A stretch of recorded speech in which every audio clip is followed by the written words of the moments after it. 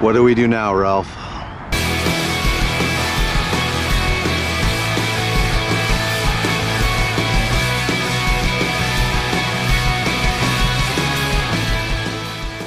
And welcome to yet another edition of Buffalo Bills pregame show, the 2018 draft review. And hallelujah, we did it. We have our franchise quarterback. Next stop, Super Bowl. Oh boy. Super Bowl or bust this year, right? We traded up to get the two players in the first round that we wanted. We're trusting the process. Like, it better come true, I guess. Of course, the biggest news is that we traded up to 7. I predicted 6, so I was this close. Baker Mayfield wasn't on the board, so they didn't have the chance to draft him, but they probably not. They probably would have picked Allen anyway. Yeah, I think so.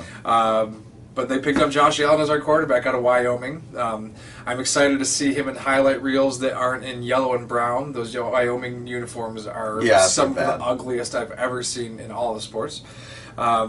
You've shared some of your opinions already on the channel here. Is there anything, can you sum up anything for us? I'm still pretty much in the same position I've been in. The nicest way I can put it is, out of everything I've seen, whether in college or the Senior Bowl or the Combine, Pro Days, I just haven't seen what the experts are talking about. I want to. I'm a Bills fan. I want to see this guy succeed. I just haven't seen it with my own eyes yet. So, and I've wanted Rosen over Allen. I think that's clearly obvious. And I know there's been a lot of negative talk about Rosen lately, especially with his response when he got drafted saying that 9 teams made a mistake and all that fun stuff. But I'm just waiting to see, and I'm hoping he'll show me something during training camp, but I would not be surprised at all if it's rough sledding for the first couple of years.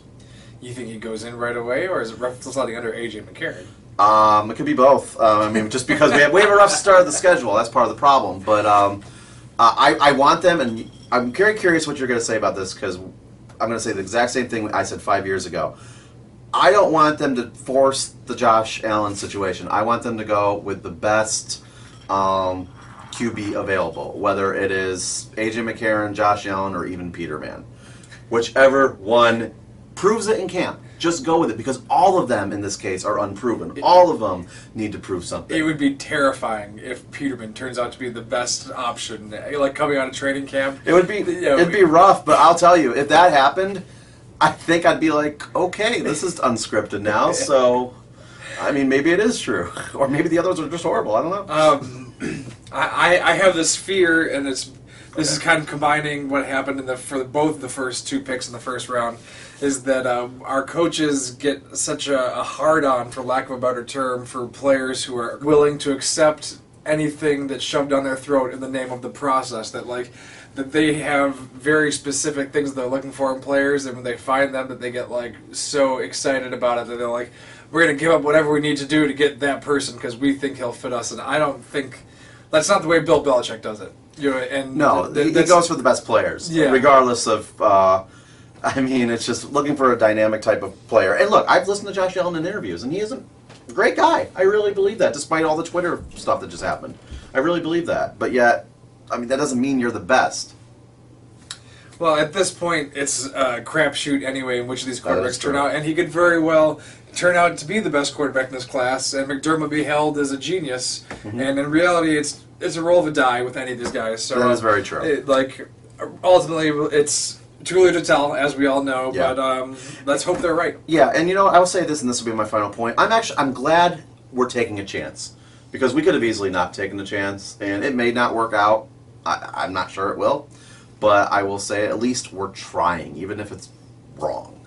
I'm glad. I appreciate the effort. So we traded up for our second pick as well. Another ACC player. We seem to love the ACC conference for whatever reason. Youngest player drafted in the NFL for a long time, only 19 years old.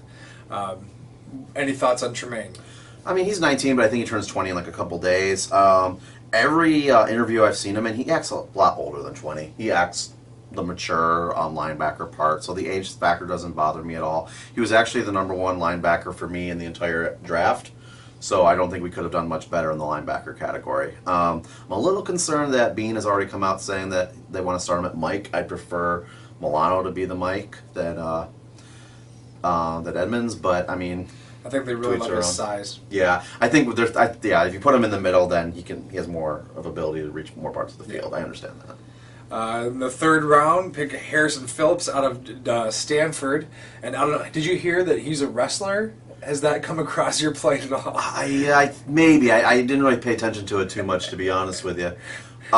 It seems that all anyone wants to talk about the fact is that he was a state champion wrestler going in, so he's got good hands. Well, that's good. I mean, when we start the wrestling competition during the games, it'll be good for him to be in there. Well, that's the new overtime rule. Oh, God. Yeah, funny. Before the tie, there's a wrestling match God. on the 50-yard line. All right. We're not in the XFL yet. I actually really liked this pick. I wasn't a fan that it wasn't a need position in the third round, because this is the third round. We traded away our 2 second-round picks and another third-round pick to move to get, and then eventually that was the next pick we got. So I was thinking, okay, get the offensive lineman, get the wide receiver, but we did not do that. We went with BPA, but I like this pick. Kyle Williams is going to leave the team probably next year, and then this guy will start, and he's a very intelligent interior lineman. I think he led his team in both sacks and tackles for a D tackle. That's pretty impressive, and just an overall strong guy. And I look forward to seeing what he can do on the field. Next, Taron Johnson out of Weber State in the 4th round.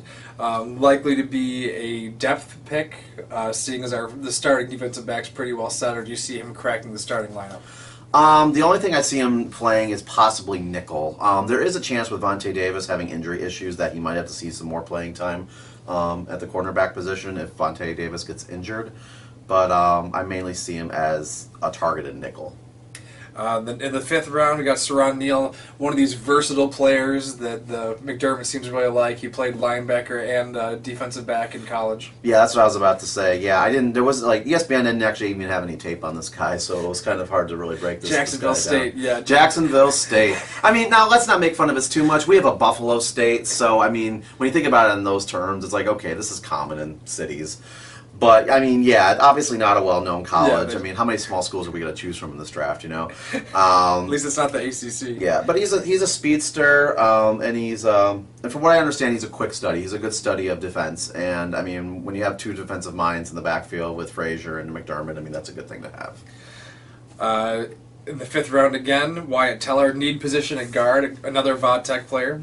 Yeah, and now for those of you that are keeping track of our trades, this was the Marcel Darius trade. So we essentially traded Marcel Darius to the Jaguars for Wyatt Teller. A depth guard. For depth guard, yeah. So obviously this guy has a few shoes to fill here. Like, it's like starter or bust in order to make that trade worthwhile. I don't know if he's going to start or not. I mean, he's what, fifth rounder? Yeah. So I don't know if he's going to start. He started, I think, 43 games in college, and most of them were at left guard, and I believe the whole incognito thing is leading to that pick. I should go back. The Harrison Phillips, I rated the D tackles. He was 8th on my list, so that was good. And Wyatt Teller in the 5th round, he was the 10th best guard on my list. So that's a good thing. Like, folks that are making the top 10 are actually getting drafted in the later rounds, so essentially they're steals. Value picks. 6th round, Ray McCloud finally getting a wide receiver, and finally, we almost went the entire draft without a player from Clemson. Yeah. Crisis averted, picked one up. Yeah. I think Ray 2 times is going to be probably just our special teams guy. That's what he was doing in college, and if you look at his special teams tape in college, it is pretty good.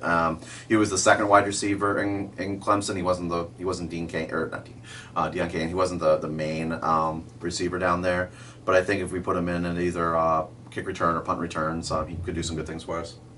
And Mr. Almost Irrelevant, yeah, the 2nd to last pick of the draft, and we get Austin Proehl, another wide receiver, North Carolina. You know anything about him, Mr. Almost Irrelevant? Yeah, well, at some point, Bean and McDermott had to think about the Carolina Panthers, and so Ricky Proehl used to play for the Carolina Panthers, if memory serves me correctly, and Austin Proehl played in North Carolina, so 2 birds with 1 stone there. And we did need a wide receiver, and I actually do think it's a good pick for the nearly Mr. Irrelevant in the draft. It's like, okay, his dad did something, so let's bring this kid in and see if he can do the same thing because I mean, when he was on the Rams, he was on the Rams too, if I'm not mistaken. If I'm wrong, I apologize, but I'm pretty sure I'm right on this one. When he was on the Rams, You just want to tag the Rams. yeah, well, good one. Well, no, I have to take St. Louis now. But if I remember correctly, like he was like the third or fourth receiver. So I mean, if you bring him in as like the slot guy, the third or fourth receiver on our team, and plus we're going to have receiver issues with Kelvin Benjamin and Zay Jones more than likely. So bringing in two receivers at the end. Zay might get naked and start dancing. Yeah, I mean we had a streaker last year, so it's possible to have another one this year. On the team would be a twist. Yeah, yeah. So those are our 6 picks. 8 picks? Yeah, they're 8. Oh man, I'll learn how to count eventually.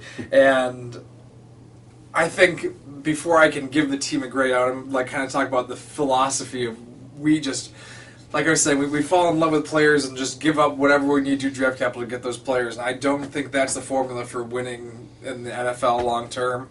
All I can do is hope they're right, but I just disagree on a fundamental basis, like the process by which we're getting these players.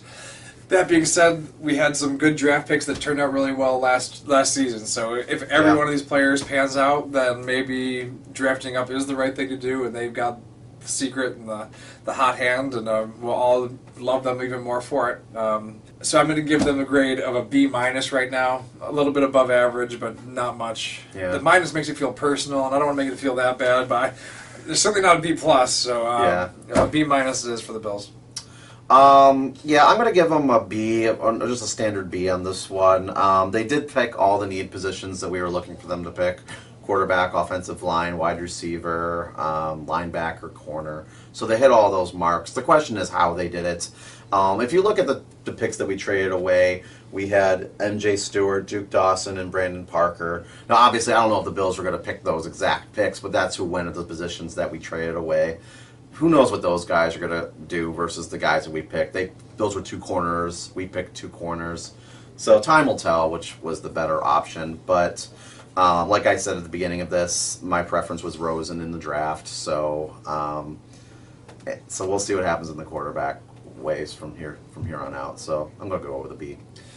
Yeah, I mean, how Allen turns out will define the draft for sure. It'll be a C or an A like in 5 years. So next up, we have some voluntary activities, team activities over the summer, and then camp will be here soon enough, and summer will be over. It'll turn to fall. Yep. And that's when you'll see us next. If you're out at camp, of course, be sure to say hi to Jared and I. We do show up from time to time. Yep.